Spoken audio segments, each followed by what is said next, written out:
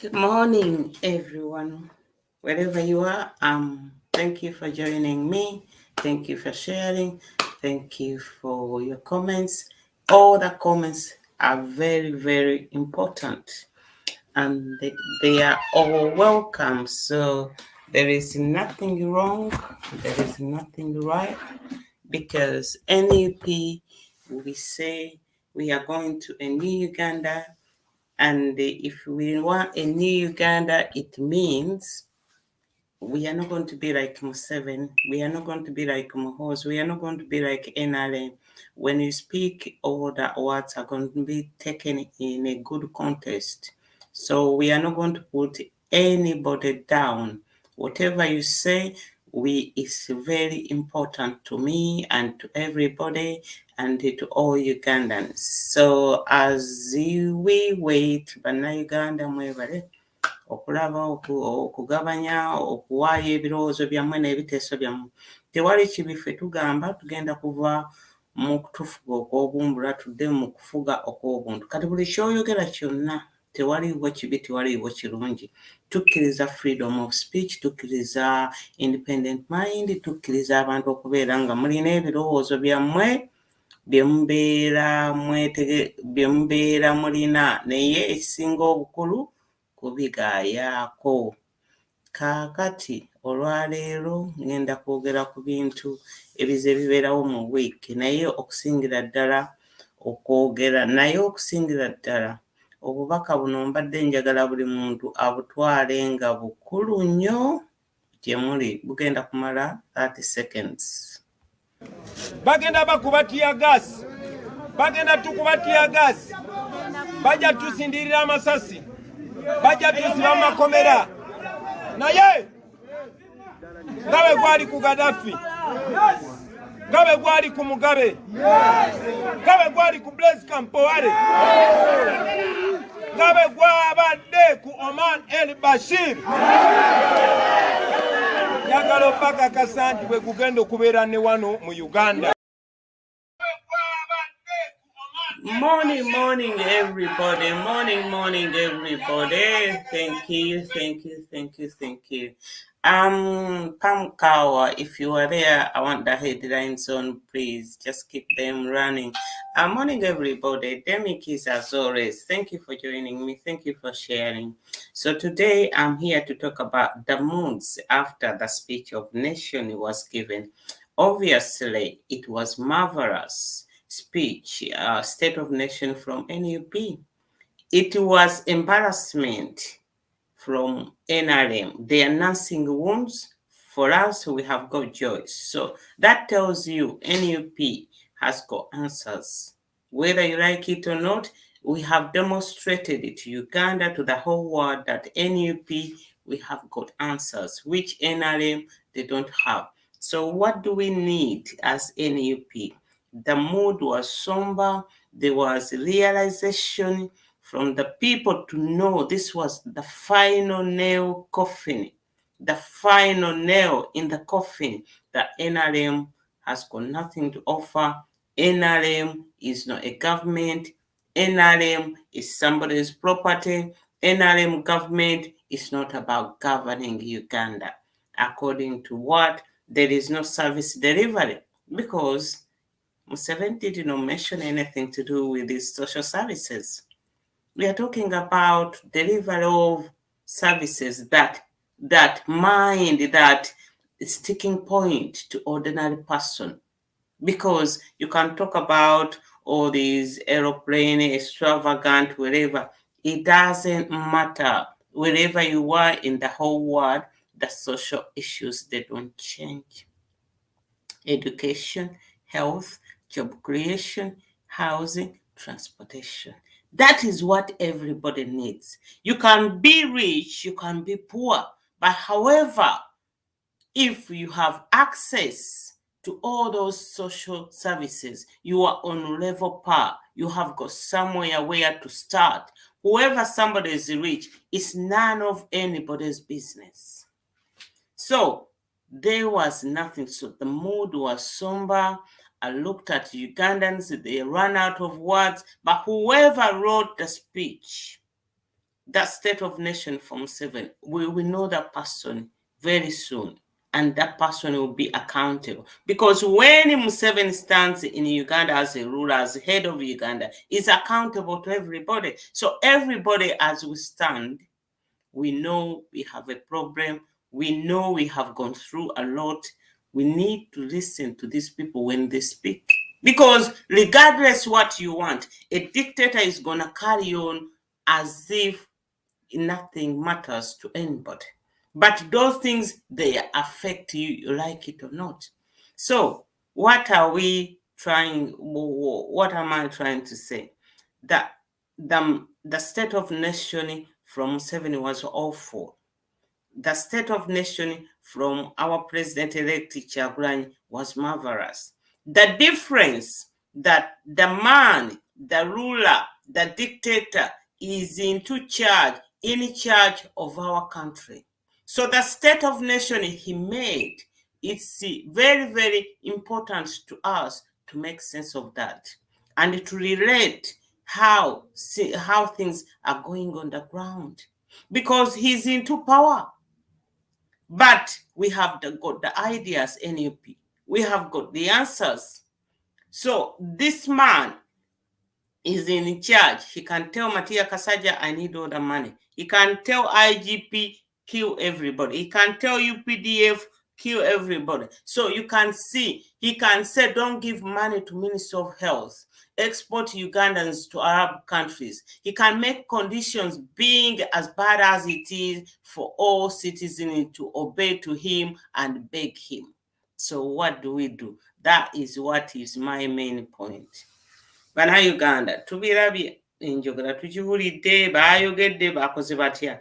Eya pulezidenti waffe yabadde mpitirivu nnyo era ye yabadde eraga nti ffe ekibiina ekya National Unity Platform ffe ensonga ffe tulina ebintu ebyokukolera okuzza Uganda obujja n'okugitereeza. Naye ebya NRM byalaze nti tebirina era tebabeeranga nabyo, ate tebafaayo nti ate NRM government tefugira Uganda, wabula NRM katuuti kantu ka muntu akakutte bukwasi, ye kyalagira awali kyakola ki. Naye kati ekyo bwe kibeeraawo, kati tuba tuliriddawa.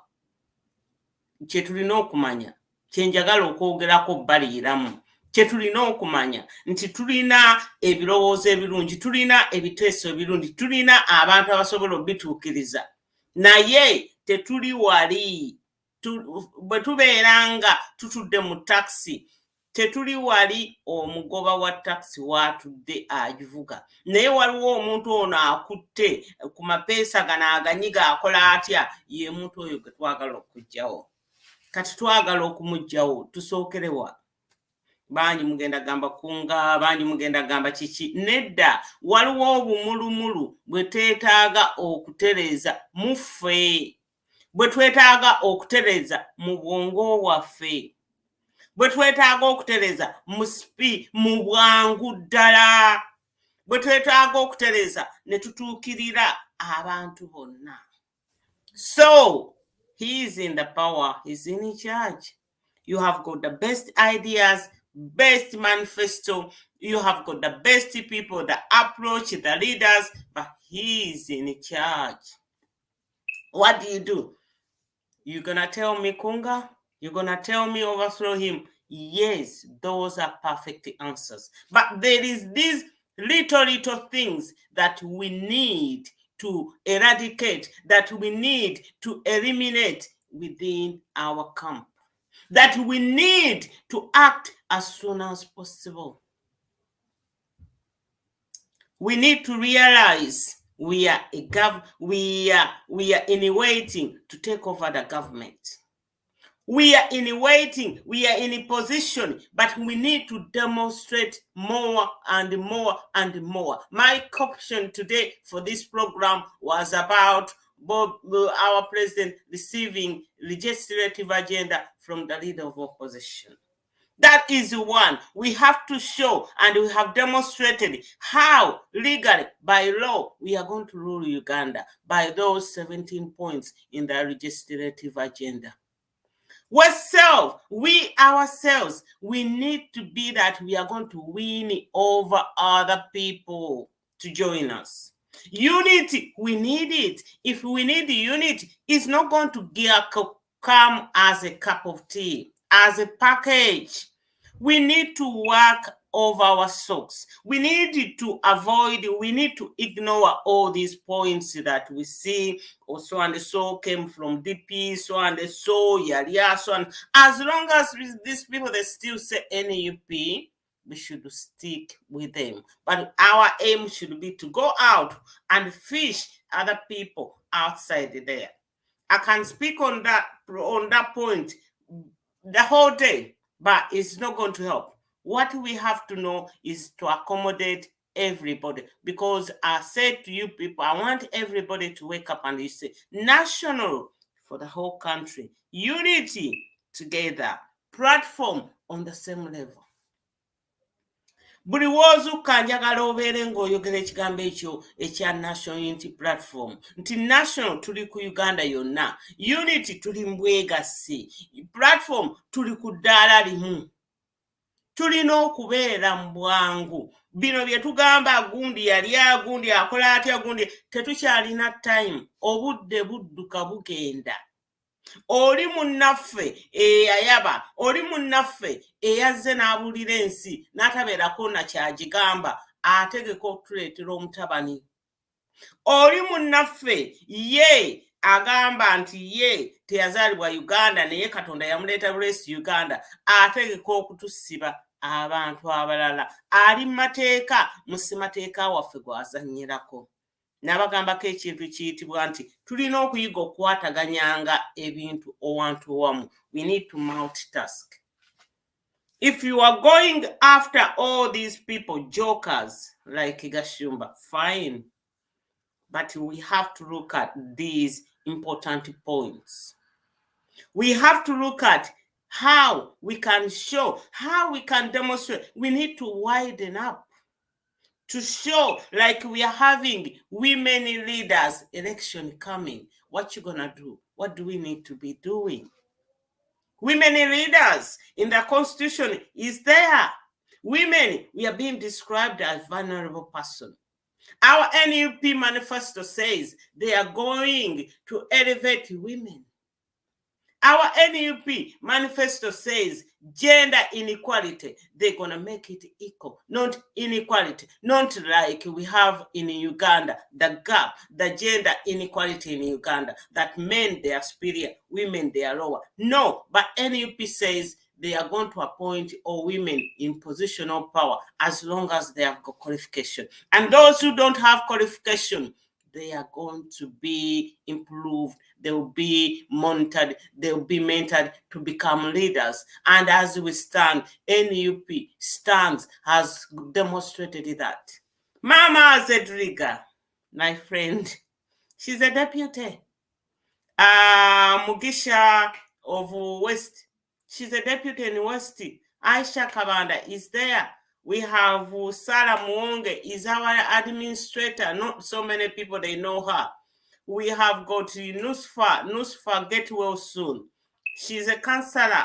We have Shamim Marende is a shadow minister, constitutional minister. And you can see how much she has done to stand up for all these prisoners who have been taken to prison unlawful, without separating, without deciding, without taking priority. She's been in prison, she's been in court.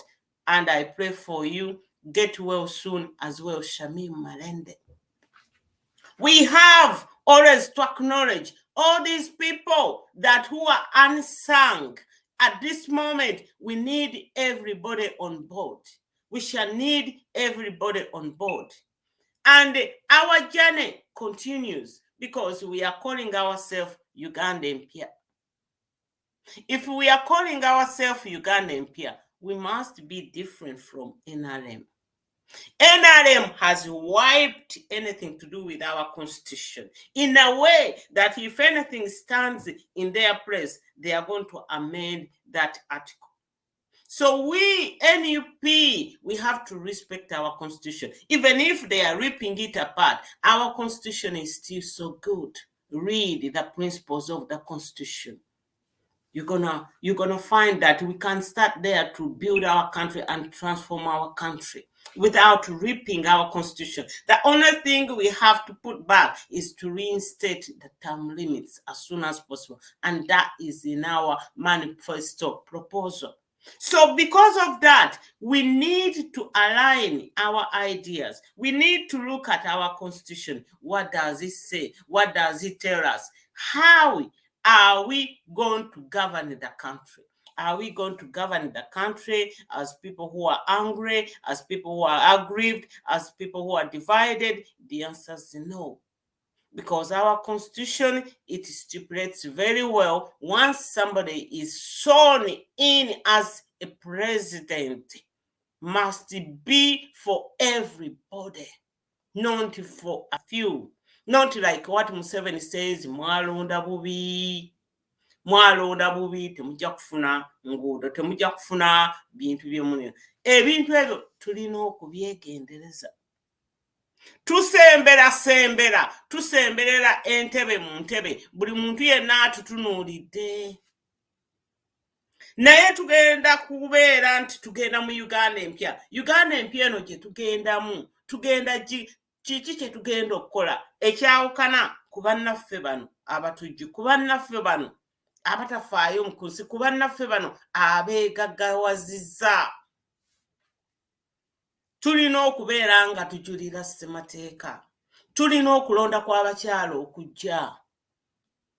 General Hasfa Nakato Hasfa erinnya ligenze ali mu ddwaliro nkumbambi nkusabira ne muganda waffe Shamim Malenda ayimiridde okulw'amateeka okutaasa abaana baffe be basibye mu makomera mu weemage n'agenda eno n'eno n'abeera ku Segirinya naye nga talondamu. Kati bwe tuba nga twogera ku kigambo National Unity Platform tetugenda kulondamu. Quickly, we have to align ourselves to the Constitution, we like it or not. If we want to look any different, if we want to restore the faith in the people, if we want to restore the confidence in people, if we want to demonstrate we are the people to transform our country, we must align ourselves with the Constitution. Regardless you dismiss it, regardless if you so second, the Constitution as a Constitution doesn't have any problem. It's the people that who are being used to edit, to amend our Constitution in the wrong way to suit their individual needs. I repeat that. There is nothing wrong with the Constitution. The Constitution is the supremacy, is the head that is going to guide us how we are going to rule Uganda. So when you consider how after the mood, somber mood, people were left disgusted, people were no longer angry when they heard what Museveni said on Speech on the Nation, because they know the problems of Uganda, the current state of Uganda, the crisis in Uganda. They expected to hear that Museveni is going to give solutions. He's going to take action. He didn't. So where does that leave you as people who want change, as people who parade themselves, NUP, New Uganda? We must be different from NRM who says secure the future and they haven't secured the future. Who say we are in middle income status and we are the third poorest country. And who doesn't care about delivery of service delivery? We intend to deliver service delivery with our 5 objectives that they don't change. I keep on repeating that. Number 1 is about service delivery to social issues, equal and universal to everybody. Number 2 is share of our economic growth.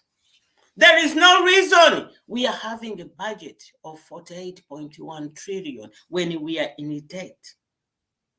If we are going to share our economic growth, we are going to use the 19 trillion of our needs. We are going to share, prioritize where does that money has got to go. The money doesn't have to go to Anita Omongi to buy vehicles of 2.6 billion. The money has got to go and into education, as our legislative agenda says. There will be at least every budget, there will be 15% towards our education. So we have to demonstrate this with our aim that we have got universal, that the service delivery is going to be accessible, affordable, universal, and quality. Those are the keywords in the policies. If you ask me to write a policy, I'm going to put my policy onto those 4 pillars, that they must be affordable, accessible, universal, and quality. So our key objectives of NAP, they are not going to change. 5 fingers, equal access, service delivery, economic growth, that the money, the little we are going to contribute, we are going to contribute through in revenues, we are going to share that equally with priorities, not privileges. Not like people, they are going in a hospital, we pay 1.7 trillion. No, that is not going to be. We are going to look at our minerals. How are we going to look after our minerals? Museveni rambled in speech of parliament, raw materials, low what, but NUP has got the answer. We are looking after our minerals. It's not about oil. We have got so many minerals. We are all gifted. Instead of having factories by Chinese, instead of having factories by foreigners, instead of giving our trade deals to foreigners without experience, we're gonna look at local businesses. We're gonna look at Ugandans, because that is how you can share economic growth. If you give that money to Anita, is it Enrica Pinetti, you are not sharing economic growth. It means Enrica Pinetti is taking that money somewhere else. It's not paying taxes, it's taking that money to Italy. It's taking that money to her family. But the money, if you give it to them in Keza, if you give me a contract, I'm going to employ everybody in Uganda. My priority, I'll take that deal, that contract, when I promise I'm going to employ 99.9% of Ugandans. I'll bring that 0.01, a foreigner with expertism, to teach us. That's what Chinese, they do. So we are going to share economic growth, but we are not going to make foreigners rich. They come to Uganda with nothing, they take a lot out of Uganda, and there is nothing to show. That is the sticking point. There is nothing to show. Rubowa Hospital is still on the ground. There is nothing to show. Coffee Marketing Board is gone. I am a product of coffee. Whenever I pass Coffee Marketing Board in a globe, I cry.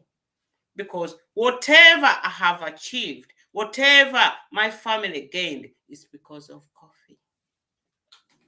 The 5 key points.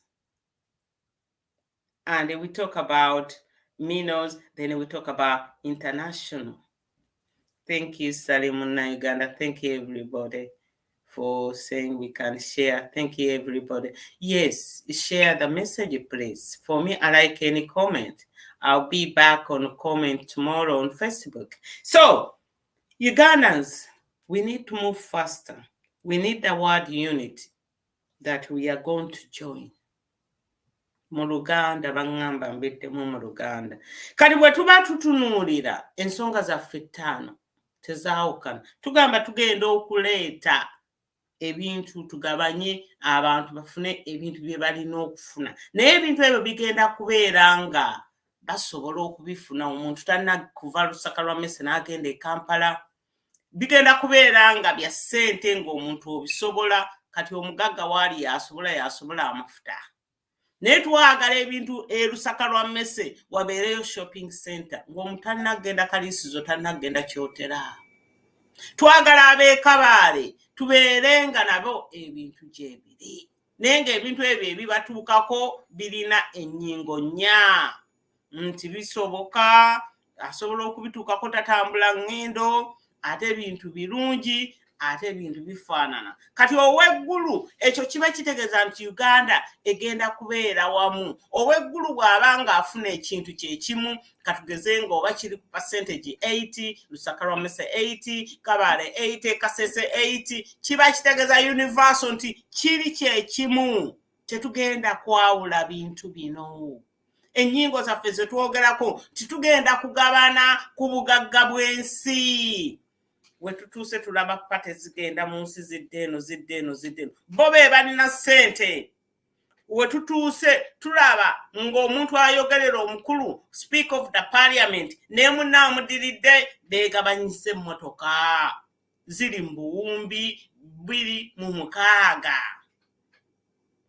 naye twagala ssente zaffe bwe tuba tugabana ku kye tuyita economic growth okugabana obugagga bw'ensi ensi byesobodde okufuna titugenda kuteeka factory yaffe ekyambogo gye bayita simanyi Kayoola bus ekola tukole emmotoka e Uganda ssente ezo gye tugenda okuzizza tusobole okukola emmotoka e Uganda tuleme okuddayo okugula emmotoka e Japan tuleme okuddayo okugula emmotoka mu Europe oba mu Asia or anywhere kati nga kiba kitegeeza nti bwe tukola bus bwe tukola factory ly'emmotoka nti bammemba of parliament bano abatunyuunyunta bagenda kutandika okufuna tugenda kutandika obasalako omusaala emmotoka nga tafuna millions 2 buli taamu ejja after 5 years bafuna millions nedda nga tugamba bw'oba oyagala emmotoka I1 I2 ezo zonna models gwe gosalawo tujja kusalangako emitwalo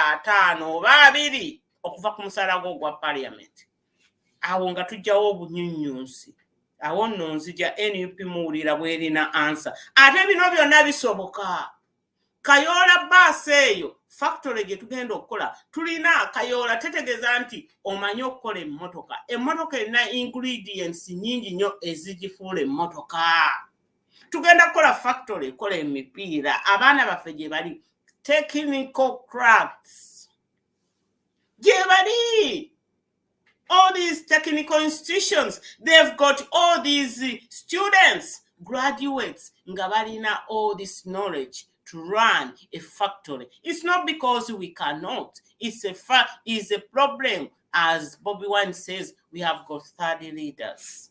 We have got leaders who have never cared about African country. It's about Africanism. That Africanism, somebody to be a president has got to be over 60 or 70. Average Africa to 70. Europe bali kati mu 40. Ate bagenda bakkirira. Naye tugenda kugabana ebintu eby'ennyingo 5 nga bwe zigamba titugenda kukolagana n'amawanga ag'owabweru ate tukolagane n'ebintu ebyaffe okusooka tugenda kusookera ku bantu baffe be tugenda okukolako Somba Mude yabadde ku speech gundi yatulese nga tuwuniikiridde nga tuli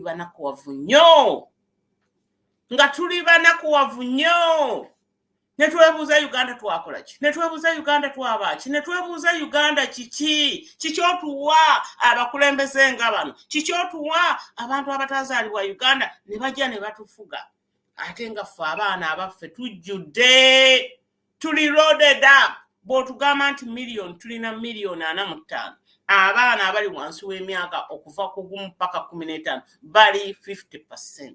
Ekitegeeza kati ezo millions 22 kati tulina ate zino millions 22 okweyongerako ze zijjudde abaana bangi balina obwongo buyitirivu yogera ne Nino owulire bw'atokota Nino ajja kutokota Minister of Health agikube wali ajja kuleeta abantu nga Nakagwa bamengatteko aleeta abantu nga Demi nabo bamukolereyo ku party ya health nze nkola mu bintu bingi nnyo tulina abantu bangi nnyo kojja omugezi akugamba asomye mental health tulina abantu bangi nnyo connection 256 naye alina ebintu byasomye tulina Munnayuganda akola Boeing tulina Munnayuganda yakola enguudo mu UK tulina abantu bangi tulina Abannayuganda abasomye obusawo kati tulina Abannayuganda abavuga baasi omuntu okumuleeta e Kampala ng'avuze bbaasi y'e UK asobola okutegereza industry eyo yonna. Kyengezaako okubagamba tetulemereddwa, tetubuliddwa, naye omuntu ono atudde wali mu ntebe ey'omugoba wa taxi bwe tulina okuggyawo. Bwe tubanga tugenda okumuggyawo tukwate ku bumulumulu buno obutulimu, twanguwe kati, totunula mabega, tutunula mabbali. Gamba nti Demi, okay, good down, olokoma, noyogera constitution, terina, gamba kati Demi, otuyambi. Constitution eno ne policies gozoogerako, naye naawe jangu wano essaawa yonna ojja kubanga awo nawo kafo kalungi, kubanga NRM yagambanga temumanyi policies, temumanyi biki, temumanyi ne ngamba okay, bwe mutyo bwe mugamba tujja kubalaga. Kati tubalaze, kati batandise okwogera nga bakootinga constitution. Those are impact. We are having impact. So Ugandans, we need to catch up this so quickly. So quickly. But tulaba nti abantu mood after the state of nation, abantu yabalisenga bali sad. We are the solution. We have to show them that we are going to do something so that people, they have hope. We are the hope of the nation. If we are the hope, we have to demonstrate that we are really serious. Saagala oddemu ogambe nti ekintu osobola okukiyitibwa ekya NUP ng'okiyiwangaane. Saagala olowooze nti oba bifa bife gwane. People, they are investing time into this to see that there is a change, and you are playing like that. It can't be. So we need to grasp this. Today we have got Uganda bleeding. Try make an effort to be on that. Try and share. Try and write. Try and retweet. As the program goes on, or Uganda bleeding, you can be tweeting the main points. Tuve mu katengo, muve mu kamoli. Towali bwogenda kujjako omugundi oyo avuga emmotoka nga toyingidde taxi. Nkiddamu. Tewali bwogenda kujja omugoba oli atudde mu taxi g'oyagala agivuga obubi, agitomeza, agikola obubi nga totudde mu taxi. Muve mu bumoli. I repeat this again. You want to get off the driver, you want to get off that man clinging on power, you just have to come out. Come out. Overwhelm is always our tactic. We are going to go by numbers. Overwhelm tetegeza only on the day. All I want to tell you, make sense of the time. Use very well the time.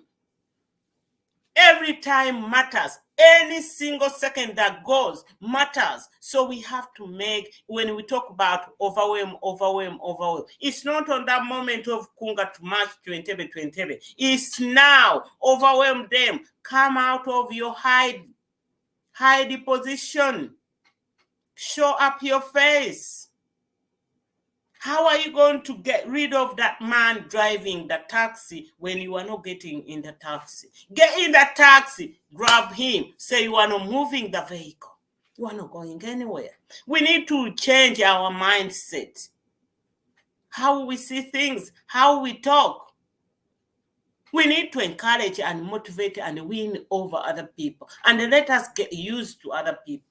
I've had so many people complain about Stella Nyas. I'm not one of them. What did you expect from her?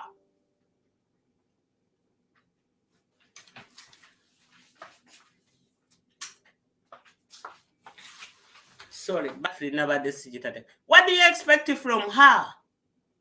What? You tell me. What do you expect? These are the people who are going to come inching. Fellow Ugandans, we need to get on the boil, okay? We need to get on the point. I know that you want to get Museveni out now, but let me tell you, to remove a dictator is a big job, but it's very simple. If we have the power of the people behind us, it's very simple, regardless. I want to give you an example of Ukraine. I think we should take it on. As we see Ukraine, a dictator went into Ukraine. America, they are helping Ukraine. UK, they are helping somehow most of the countries, but the dictator is still there. So dictators, they know nothing. Putin is sick, he's not well, but he's still gunning for Ukraine. So we need to take those examples. Let us align ourselves next to the Constitution, because we have to show the people that we are willing to take over Uganda, transform Uganda, not based on we. We are going to be the vehicle, we are going to be the tools, but based on what is in our Constitution. Chovola Mountains, I'm one person. When I say it, people, they don't understand it. People, they misunderstand it. I still say the Kabako of Uganda is not politics. And if we go in the new Uganda, Kabaka will be there, will be given respect, will be independent entity, institution, but he is not political. Go and read the Constitution. It's not political. Constitution talks about respecting all cultural leaders. So Museveni is grasping whatever he knows that is your pinup, that is your what, wherever. So and then you say, oh, that is confusing you. Politics, deal with the country, develop the country. You must make sure there must be rule of law. So Ugandans, we need it as quickly as possible. Clear your mind for all these ideas you have against other people. Listen, you are not going to be in a new Uganda with only the people of the same ideas. That is being radical. We need radicals, good radicals now, but that is bad radicalization, radical. We need to unite.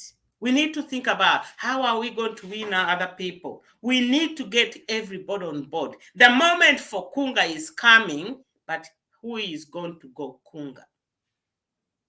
Who? It is every Ugandan, because we need to show them a national cause. So when we make arguments against NRM, they come with their mantra, NUPs like this, Bobby Wine is from... No. Our argument should be, the president was in Geneva.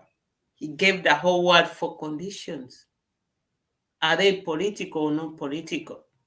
Our argument should be 19 women, they die every day.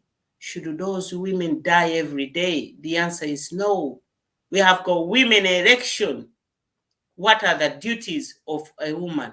A woman leader or representative, is it going to be political position? The answer is no. Should be a leader who is going to address issues of women. There is gender inequality in Uganda. There is abuse of women on a daily basis. There is rape. We have got teenager pregnancy. There is ownership, that women, they don't own lands, they don't own anything. Employment for women, they are in the low sector of employment. How can we propel them? How can we lift them to good employment? So we need to grasp this quickly. We need to know that we are no longer parapase. We need to tell the people exactly, but what we do, what is our time? The timing is so important. That is one key area that we use the most of the time. Number 2, we coordinate. We need to coordinate. I need to ring so tell them this and this and this and this. We need to coordinate and have one voice. If at all somebody has said Matia Kasaija hashtag should resign, we should use it, but not to create other hashtag. If we say Kunga Uganda, let us use that. Coordinate.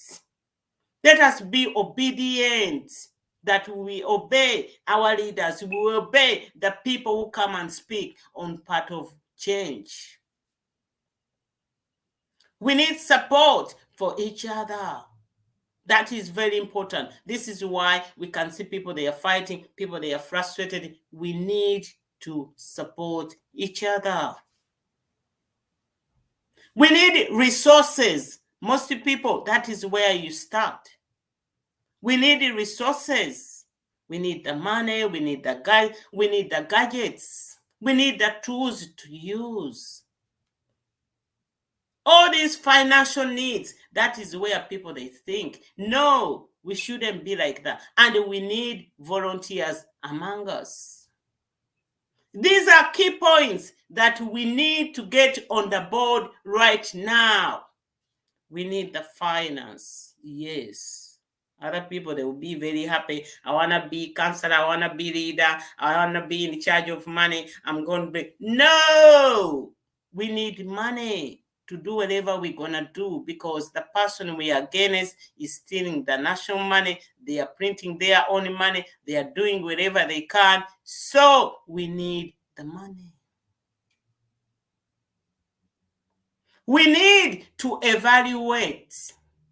Since we've been here on this scene, that we've been talking about change, revolution, mission to 2021, how have you evaluated yourself? How much have you done? We have got 57 members of parliament. Should we have more? Should we have had more? How did we lose them? How can we get more members of parliament? As for now, if we want to make it difficult for Muhoozi, how are we going to get number of members of parliament? For a start, don't go over what you cannot do. We must set goals which are achievable. Let's say Muhoozi has got to have 2/3 of the parliament to vote him as whatever, NRM to vote him. So let us, our work be that we work so much that Muhoozi NRM will not have that 2/3 in the parliament. So we have to get leaders whichever way we want. If you tell me you are not preparing for 2026, I don't have any problem. You tell me today what you're going to do. What have you done? At least Nakagwa Amanda has set up the deadline. Go on her page. 9th of October 2022 is Kunga Day. I think many are waiting her to fail. I think many, they think she's joking. She's serious. All she needs is the people to follow. So those are the sticking points we need to look at. Let us be talkers, but more of actions. Let us not lament, but let us be people of actions. And let us always amplify what our leaders say. I was very happy to see our health shadow minister, Hanifa Nabukela. I was at work. I was watching through, like sometimes I run toilet, sometimes I find a moment to listen 1-2 minutes. Thanks, Hanifa. So we need to hear all these people talk. Get well, Honorable Betty Namboze. She's not well. But with the politics, the way it's going, we need to look at this. Representative, what are you prepared to? Are you prepared for Kunga moment? Yes, let's go. Are you prepared for 2026? Right now. You can see NRM, you can see Muhoozi is moving Kenya, moving Rwanda, doing this. Muhoozi project for good news is wearing down. They've got more problems in the camp. But we have to be mindful of his tweet where he said he will take power whether he like it or not. So those are the statements that we need to be careful. So fellow Ugandans, the power is within you people. I just said what we need is time. Make sense of time. Use every time. I've just said we have to coordinate. We need the resources. We need support of each other. We need the volunteers. What else? We need the resources. We need the money. We need that. We need communication. NUP, we are good at social media. We need communication that is going to be there 24 hours. And we need mobilization. We need to mobilize among our people. We need to mobilize. If you are going to mobilize, you are not going to sit down and say, I will not go to that person because he's NRM. Bannayuganda gye tugenda mulabayo.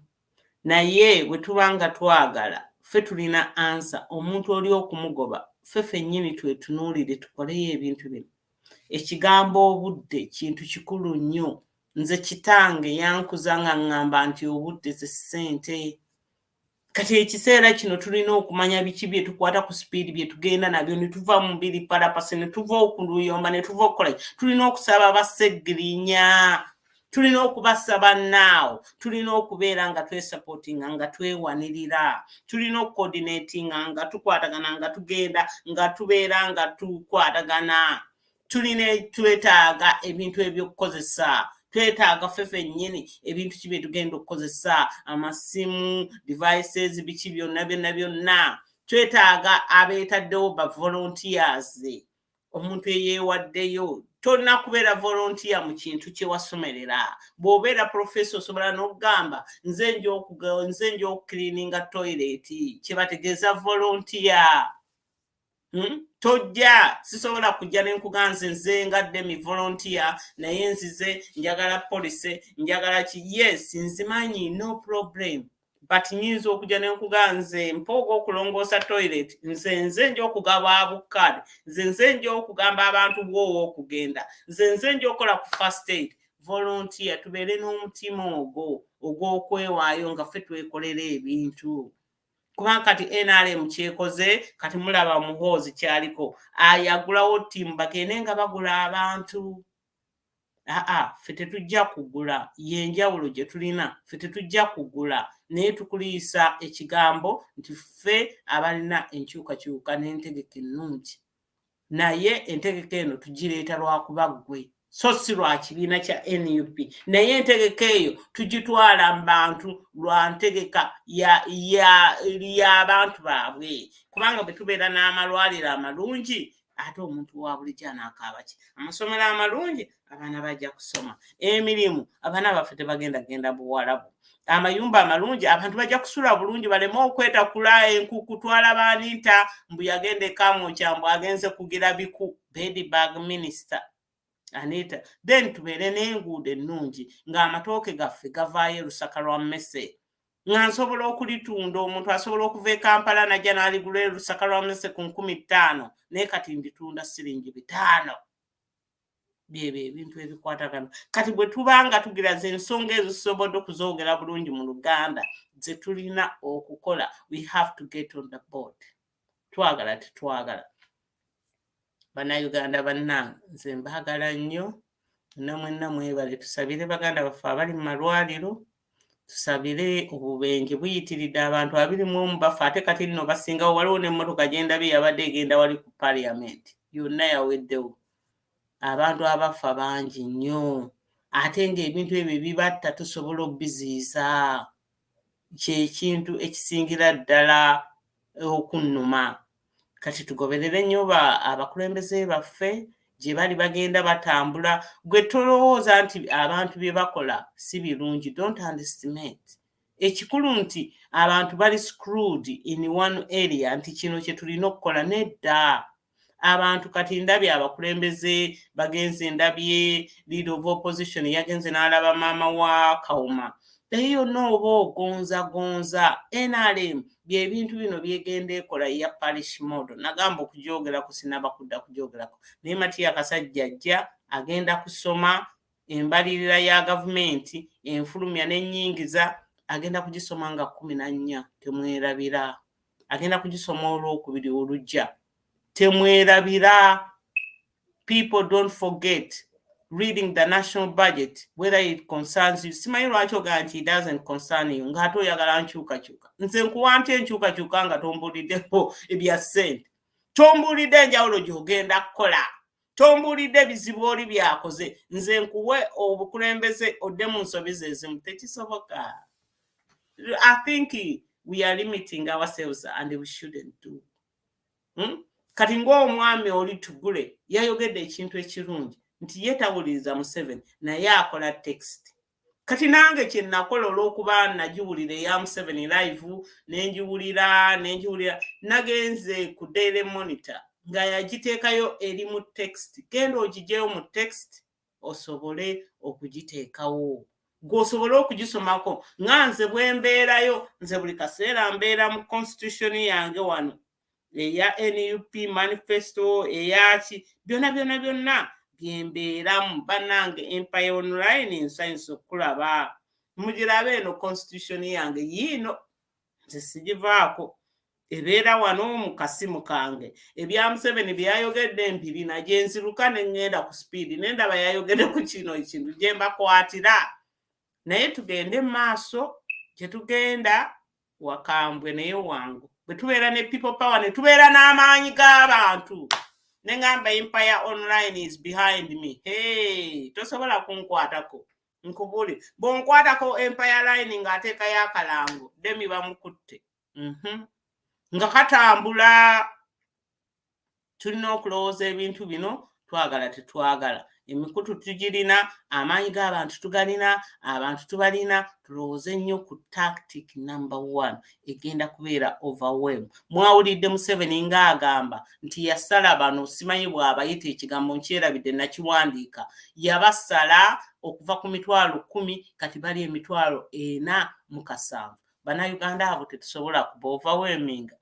Yagamba abo simanyi bakopolo baki akanyankeerabidde nnakuddayo nenkasoma.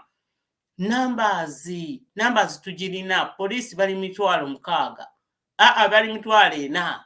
Amagye gali 60,000. Bu crime preventers obwo buliyewo buliwo ng'emitwalo 2 bujja ne bugenda bwe busaba ssente bwe bugaana.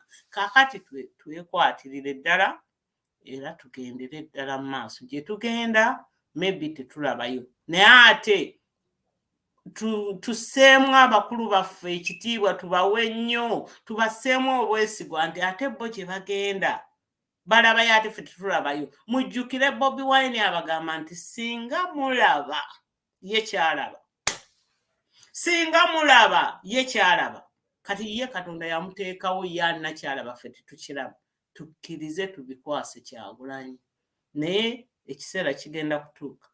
Olwaleero ndi ku day 25 nga ngenda ndiira mu Bannayuganda constitution kubanga NRM yatwepankirako mbu tetukimanyi. Olwaleero ndidde I think Facebook nja kutandika enkya naye ndi ku day 10 ey'okugamba ya civil disobedient. Olwaleero ndi ku day 5 ey'okugamba nti basumulule abasibe. Baagala tebaagala, it's never going to be business as usual. Tewali kubeegayirira, balina obbawa bail, balina okukola ki. Kati abaagala mutwegatteko. Tukwataganye ne Matiya Kasajja tujja kumumegga. Bwe tuba nga twagala okuggyawo Museveni tulina okutema amatabi agamusimu. Ate amatabi ago era mugalaba Janet Museveni, waliwo Onito Mungi, Ruth Achenyi, Nabbanja, Jessica Luko, abantu abo Matiya Kasajja tulabe nti tubasiguukulula. We get at them. That is how we are going to get this government out. Bagundi, Justice Wino Odolo, bonna tubabeereko anti we banagamba ekintu tukite oba ekintu tukikooye. Naye njagala okubategeeza nga saagala bakyamuukiriza NUP ekoze omulimu munene nnyo. Tuba ekintu tubafunzizza nnyo, nabo babuliddwako nnyo. Abantu bonna bano bonna abaali baleese pate ezagundi, baleese pate ez'ebibiina, zonna kati zibadibiridde kubanga kaakati tezikyalina kizibagasa. Robert Kyagulanyi azze n'abakuba eggaali n'abalaga nti pate nti pate tesibwa erina okubeera si ya muntu si kintu kiri awo. Nze munnange ebintu byonna tebinvaako. Eno ye manifesto yaffe. Isimi abantu kaliko pages ntono nnyo nga bwe mulaba contents zonna ntono. Kakati gwe essimu yejjudde ki? Ejjudde byakweyagala? Essimu yejjudde ki? simuyo giteekeko constitution, giteekeko manifesto ya NUP gyeri mu nnimi zonna. I think baagiteeka mu nnimi 47. Tewali byakwekwasa. Ate tuve mu kwekwasa, naye mbagambye muve mu kamawulire. Sitera nnyo kwogera nnyo naye mpiseewo nga bulijjo. Jamiina Kimuli Jamiira Saala ndagire profile nkulaba mukwano Kokizaala Musoke Herbert Empayo. Abantu bangi mbalabye nnyo. Prezo mwenna mwebale. Moses Abba Sali Munnayuganda omwana w'enkima mwenna Abdala Razak Mukibi Alex mwebale nnyo mwebalire ddala. Mbeere n'olunaku olulungi. Tulina Uganda breeding gyeri olwaleero. Bukuva ssaawa 10 ez'Uganda paka ssaawa 11 oluusi bayisaamu. Tulina abaaguzi bangi nnyo bagenda kujja. Temuva ku bantu live za people power. Bwe muba nga mugera mugende ku video muzirabe.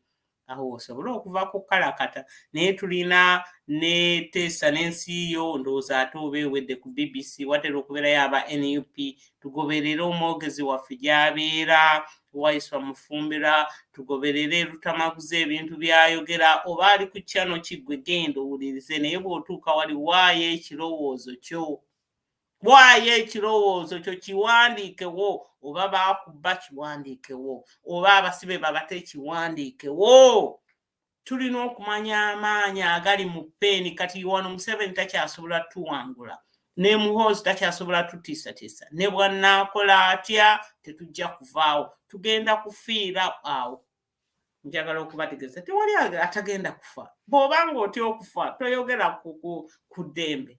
If you fear death, don't talk about freedom.